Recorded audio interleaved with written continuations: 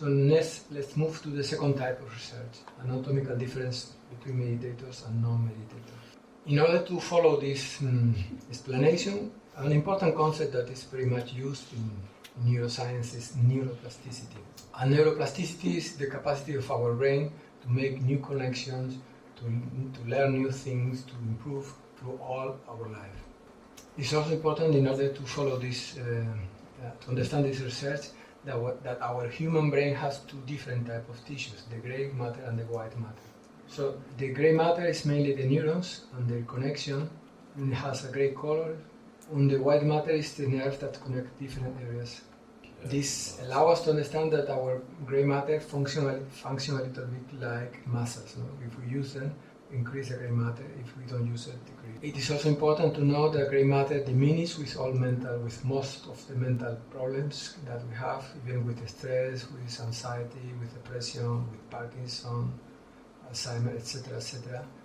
So it is very important to conserve our grey matter. And for this research, we have 23 meditators of Sahaja Yoga with more than 5 years of experience.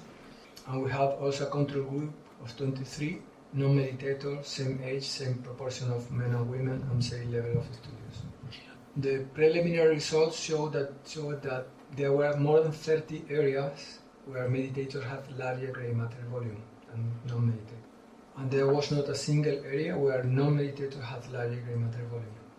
But the main result was that the meditator groups had around 7% more or larger grey matter volume throughout all the brain.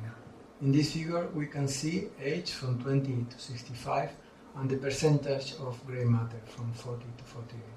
Every red dot is a meditator and every blue dot is a control, non-meditator. And this is the behavior of the group. So the line shows the behavior of meditators, red, and control, non-meditators, blue. So we see that the grey matter of meditators decrease more slowly with age. So if we follow, for example, a medium or normal meditator of 65 years of age has the same percent of grey matter like a non-meditator of 45 years. We published this result on this journal, PLOS ONE 2016, and the journal told us that our article was one of the most downloaded and later on the most cited. We have 148 citations.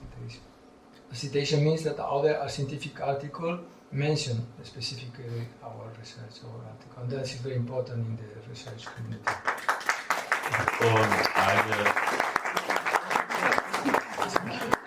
And this 7% is the largest difference in grey matter ever published in a scientific journal. We continue with this research and we published a second article on the same journal, but in 2020, and we compare all the areas, and in all areas meditators have larger grey matter volume.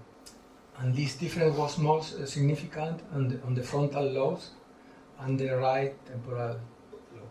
We used very much the frontal lobe for our decision taking, for our self-control. It's very much related with our personality, and the right temporal is very much related with emotions.